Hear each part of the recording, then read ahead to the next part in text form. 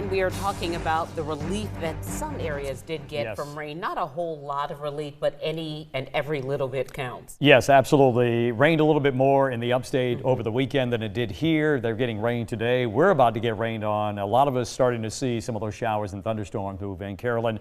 And again, severe thunderstorm watch has just also been extended to Williamsburg and Georgetown County. So if you're watching News 2 right now, you are under a severe thunderstorm watch, and a few warnings will be issued most likely soon too. So all right, let's see what's going on. What happened today was when the sun came out, it really heated up that atmosphere. Just think of putting a pot of water on the stove and turning the burner on. What happens? That water starts to bubble and boil, and that's exactly what the atmosphere is doing. So take a look at the Daniel Island Marina, and you see some holes in the cloud cover after being somewhat overcast most of the day. So showers and thunderstorms here for you this evening. A few of these could be severe. Already seeing some of those warnings issued in Georgia, and most likely will cross over into South Carolina. Cold front moves through later on tonight. Quieter, warmer weather for most of the week. We might be getting close to 90 by the time we get later in this week. So watch until 9 o'clock, at least up until Berkeley and Charleston counties. They've just added a new watch for Williamsburg and Georgetown counties. Your watch goes until 10 o'clock for you tonight. A lot of people say severe thunderstorm watches. What does that basically mean? Well, it means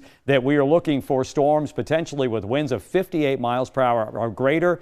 Hail 1 inch in diameter or larger, that's about the size of a quarter. A tornado. All of these constitute a severe thunderstorm warning. You don't have to have all of them. One of these would constitute a warning, that is. Lightning is not considered one of the criteria for a severe thunderstorm, by the way. All right, it's all this cold front that's moving on in. That's the one that's triggering these showers and thunderstorms, this squall line that's moving out of Georgia and into South Carolina as we speak. And you can see it extends really all the way from the mid-Atlantic back down into the Gulf, and a lot of lightning showing, and there's still a lot of energy in this line of thunderstorms. So right now we're starting to see some lightning flare up over near Walterboro and Colleton County. I know that's why the folks there suspended the after school activities because of this reason. So we've got storms firing up there. We've got more storms out towards Orangeburg and then again down into southeast Georgia. So I'm watching these storms, see where the severe thunderstorm warnings are, the yellow polygons, because they will be moving in across the Savannah River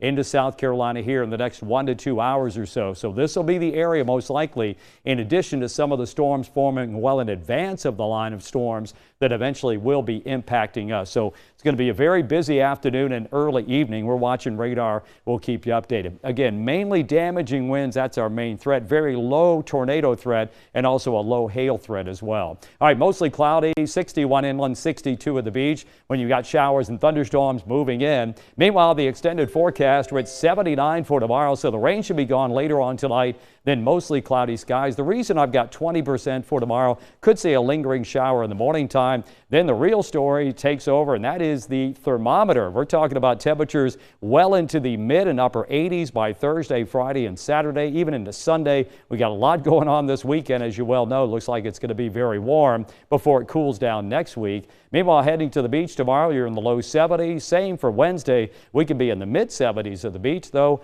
later on for the week.